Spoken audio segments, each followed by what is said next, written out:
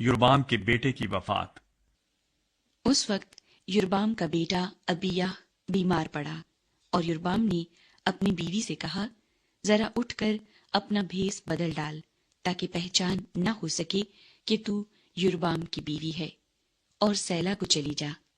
دیکھ، اخیا نبی وہاں ہے، جس نے میری بابت کہا تھا کہ میں اس قوم کا بادشاہ ہوں گا، اور 10 روٹیاں اور پپڑیاں اور شہد کا 1 مرتبان اپنے ساتھ لے، اور اس کے پاس جا، وہ تجھے بتا دے گا کہ لڑکے کا کیا حال ہوگا۔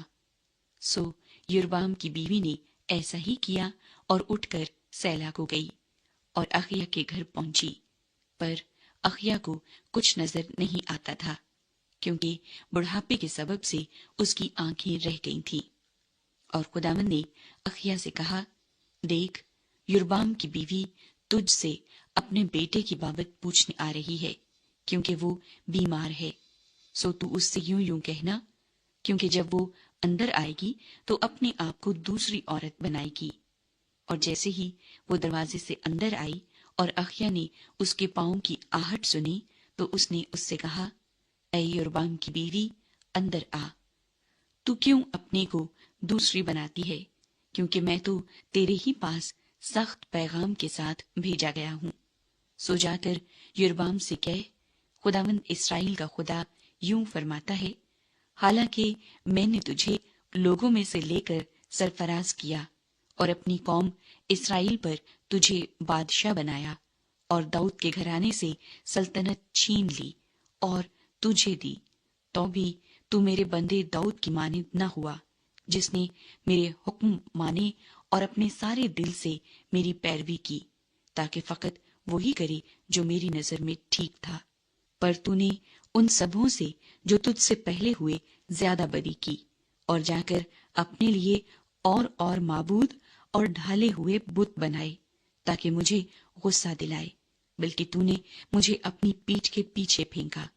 اس لیے دیکھ، میں یربام کے گھرانے پر بلا نازل کروں گا، اور یربام کی نسل کے ہر ایک لڑکے کو، یعنی ہر ایک کو جو اسرائیل میں بند ہے، اور اس کو جو آزاد چھوٹا ہوا ہے، کاٹ ڈالوں گا، اور یربام کے گھرانے کی صفائی کر دوں گا، جیسے کوئی گوبر کی صفائی کرتا ہو، جب تک وہ سب دور نہ ہو جائے۔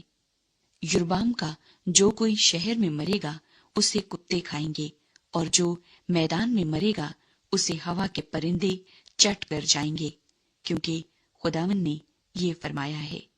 سو تو اٹھ اور اپنے گھر جا، اور جیسے ہی تیرا قدم شہر میں پڑے گا وہ لڑکا مر جائے گا، اور سارا اسرائیل اس کے لیے روئے گا اور اسے دفن کرے گا، کیونکہ یربام کی اولاد میں سے فقط اسی کو قبر نصیب ہوگی، اس لیے کہ یربام کے گھرانے میں سے اسی میں کچھ پایا گیا جو خداوند اسرائیل کے خدا کے نزدیک بھلا ہے۔ علاوہ اس کے خداوند اپنی طرف سے اسرائیل کے لیے ایک ایسا بادشاہ برپا کرے گا جو اسی دن یربام کے گھرانے کو کاٹ ڈالے گا، لیکن کب؟ یہ ابھی ہوگا، کیونکہ خداوند اسرائیل کو ایسا مارے گا جیسے سرکنڈا پانی میں ہلایا جاتا ہے، اور وہ اسرائیل کو اس اچھے ملک سے جو اس نے ان کے باپ دادا کو دیا تھا اکھاڑ پھینکے گا، اور ان کو دریائے فرات کے پار پراگندہ کرے گا، کیونکہ انہوں نے اپنے لیے یسیرتیں بنائیں اور خداوند کو غصہ دلایا ہے، اور وہ اسرائیل کو یربام کے ان گناہوں کے سبب سے چھوڑ دے گا جو اس نے خود کیے اور جن سے اس نے اسرائیل سے گناہ کرایا۔ اور یربام کی بیوی اٹھ کر روانہ ہوئی اور ترزا میں آئی، اور جیسے ہی وہ گھر کے آستانے پر پہنچی وہ لڑکا مر گیا، اور سارے اسرائیل نے جیسا خداوند نے اپنے بندے اخیا نبی کی معرفت فرمایا تھا اسے دفن کر کے اس پر نوحہ کیا۔ یربام کی وفات۔ اور یربام کا باقی حال کہ وہ کس طرح لڑا اور اس نے کیوں کر سلطنت کی، وہ اسرائیل کے بادشاہوں کی تواریخ کی کتاب میں لکھا ہے۔ اور جتنی مدت تک یربام نے سلطنت کی وہ 22 برس کی تھی، اور وہ اپنے باپ دادا کے ساتھ سو گیا، اور اس کا بیٹا ندب اس کی جگہ بادشاہ ہوا۔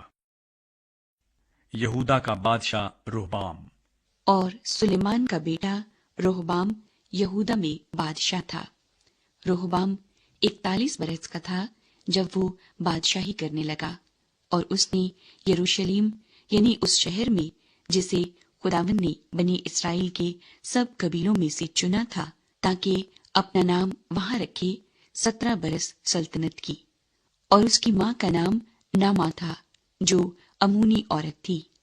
और यहूदा ने खुदावंद के हजूर बदी की, और जो गुनाह उनके बाप दादा ने किए थे उनसे भी ज्यादा उन्होंने अपने गुनाहों से जो उनसे सरजद हुए उसकी गैरत को बरंगेख्ता किया, क्योंकि उन्होंने अपने लिए हर एक ऊंचे टीले पर और हर एक हरे दरख्त के नीचे ऊंचे मकाम और सतून और यसीरतें बनाई।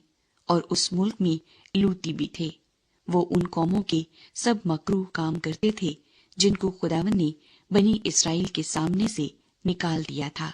और रोहबाम बादशाह के 5वें बरस में शाही मिस्र सीसक ने यरूशलेम पर चढ़ाई की, और उसने खुदावंद के घर के खजानों और शाही महल के खजानों को ले लिया, बल्कि उसने सब कुछ ले लिया, और सोने की वो सब ढालें भी ले गया जो सुलेमान ने बनाई थी।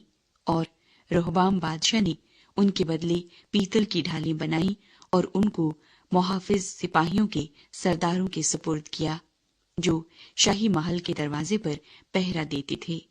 और जब बादशाह खुदावंद के घर में जाता तो वो सिपाही उनको लेकर चलते और फिर उनको वापस लाकर सिपाहियों की कोठड़ी में रख देते थे। और रोहबाम का बाकी हाल और सब कुछ जो उसने किया, सो क्या वो यहूदा के बादशाहों की तवारीख की किताब में लिखा नहीं है? और रोहबाम और युरबाम में बराबर जंग रही, और रोहबाम अपने बाप दादा के साथ सो गया, और दाऊद के शहर में अपने बाप दादा के साथ दफन हुआ। उसकी माँ का नाम नमा था जो अमूनी औरत थी, और उसका बेटा अबियाम उसकी जगह बादशाह हुआ। यहूदा का बादशाह अबिय्याम।